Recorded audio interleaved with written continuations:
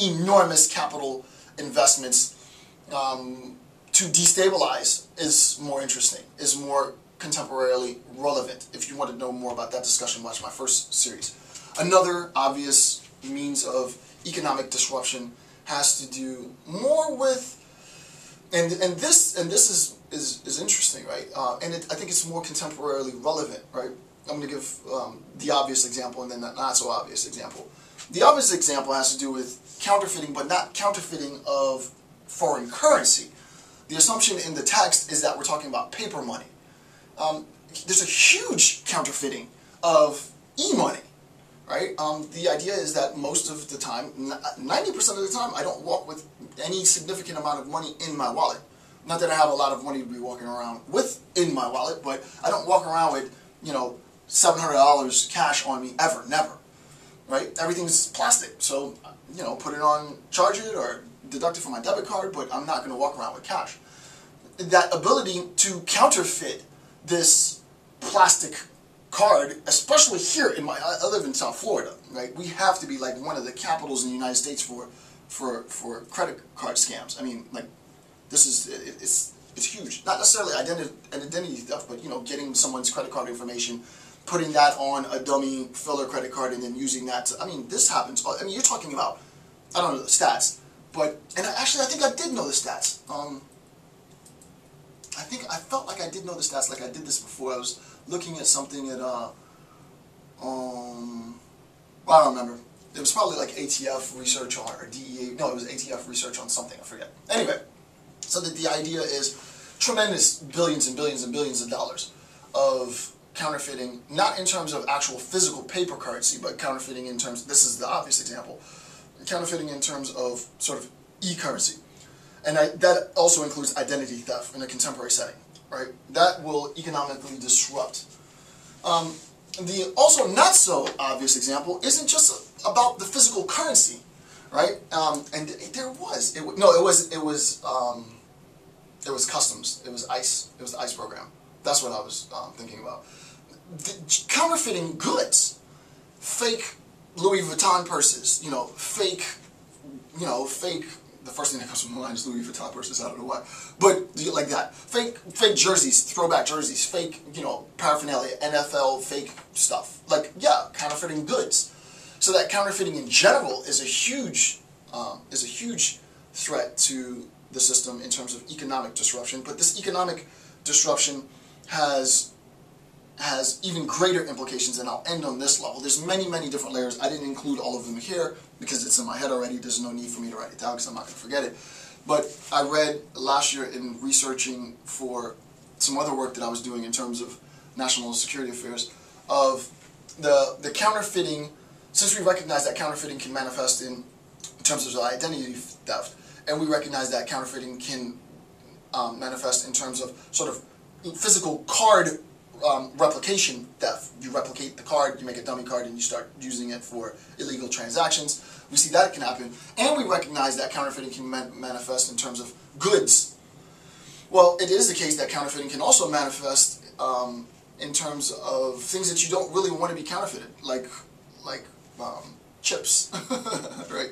Like computer systems. You don't want those being counterfeited. So not only does it present economic disruption, humongous, tremendous economic disruptions, especially if your systems are built on counterfeited goods, it becomes an infrastructural compromise, right?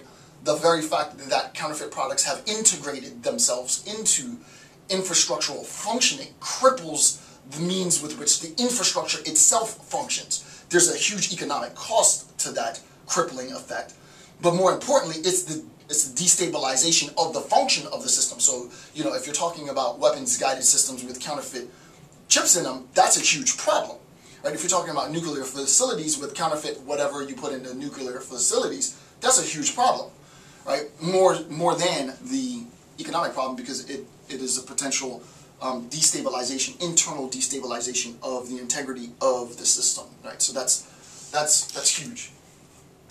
And then lastly, number 4, paramilitary initiatives. And this is like my new thing. I haven't had the time to read on paramilitary stuff. I have a sequence of things that I want to do, and I'm moving rather expeditiously through my things to do list. It's a very freaking dense things to do list, but I am moving through it. So after this, I'm going to do my next publication, possibly one after that. But I'm thinking 2 after this next one ahead might be on paramilitarism. I'm very interested in this idea, Paramilitary.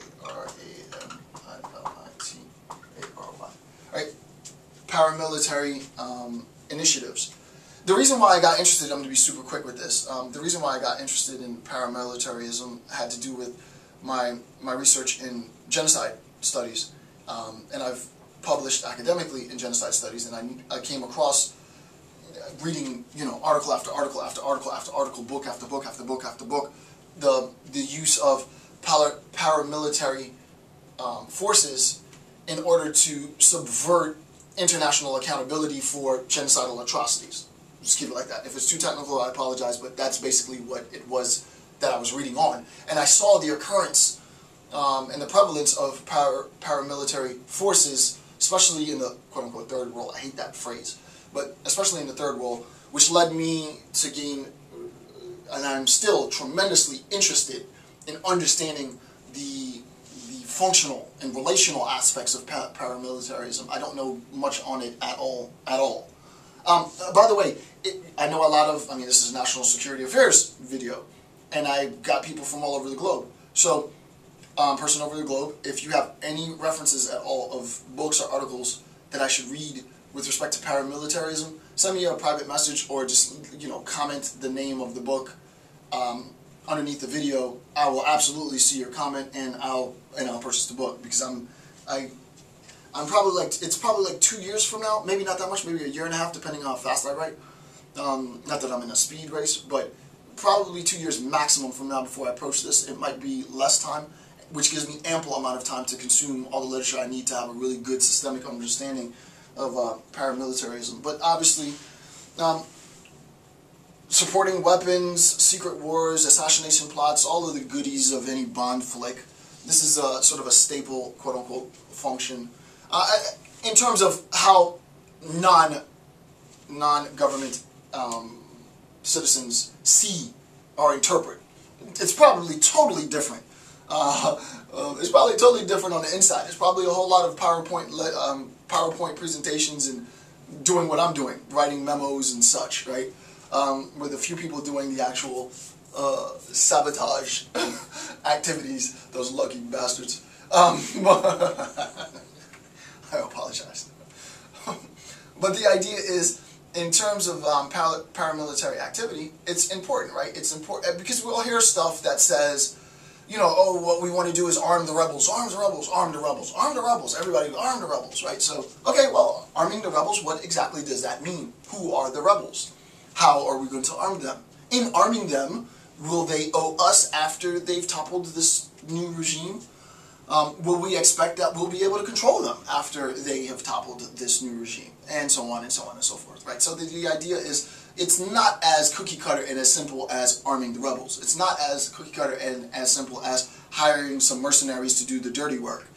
Though both of those instances are clearly applicable, there's far more to it. And depending on where the universe takes me, it could potentially be a full-blown lecture series on paramilitarism. I think it would be freaking amazing to do it, but I'm not in a position yet. I haven't garnered the requisite sort of knowledge, content, information in order to do it. But I feel it in myself, and I can't close out this whole YouTube series, meaning all of my series, without throwing up something on paramilitarism. I think it would be pretty cool. All right, so that's the first sort of grouping of the mission when we're talking about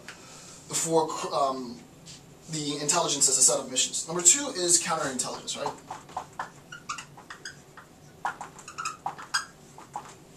Counterintelligence, and here's a description of what it is. Counterintelligence entails the protection of secrets against the theft of foreign intelligence services.